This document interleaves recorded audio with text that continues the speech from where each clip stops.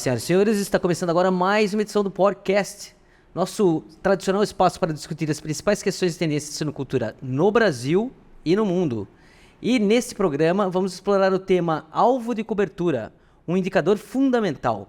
Quem nos ajuda com essa missão é o médico veterinário Marco Antônio Zandonai, da equipe de serviços técnicos da Grosseries Peak.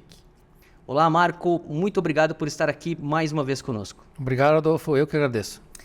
Marco, o alvo de cobertura é a base para toda a produção e é um tema de extrema relevância quando se fala em produtividade de UPLs, unidades produtoras de leitões. Correto. Você poderia falar para mim sobre a importância do gerenciamento do alvo de cobertura?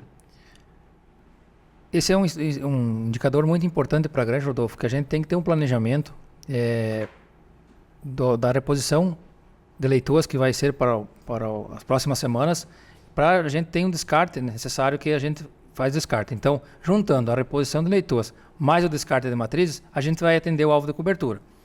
Isso é um ponto principal em granja. Então, a gente tem que sempre atender a meta proposta de cobertura. Em granjas em povoamento, você manter um bom estoque de fêmeas para atingir o alvo de cobertura é fundamental. Que orientações você poderia nos dar nesse sentido? Então, a gente orienta sempre a introdução de 8% a mais do plantel ativo da granja.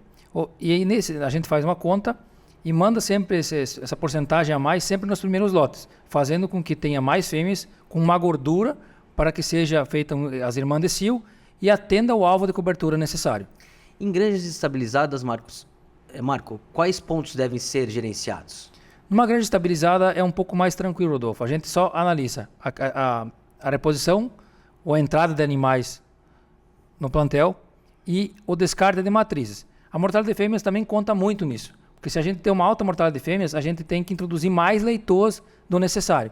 Então a gente tem que gerenciar sempre esses dois critérios para ter um alvo de cobertura ser atendido.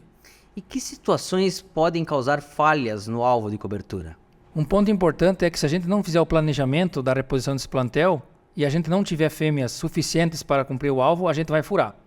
E esse ponto é que a gente não consegue corrigir momentaneamente. Ou seja, a gente vai corrigir o problema somente no ciclo posterior. Então, infelizmente, vai ocasionar um furo de cobertura se a gente não fizer a reposição correta desse plantel. E o que se pode fazer se ocorrer um furo de cobertura? Se ocorrer um furo de cobertura, possivelmente a gente vai repor somente no outro plantel ou a gente tem que gerenciar a maternidade, podendo desmamar os leitões mais novos ou mais velhos para tentar corrigir o furo de cobertura. Me corrija se eu estiver errado, mas tudo isso vai ser balizado, vai ser orientado pela meta proposta. Sim. Qual deve ser o foco da meta? O foco da meta é atendimento do alvo de cobertura. Se a gente não tiver cobertura, a gente não vai ter parto na maternidade.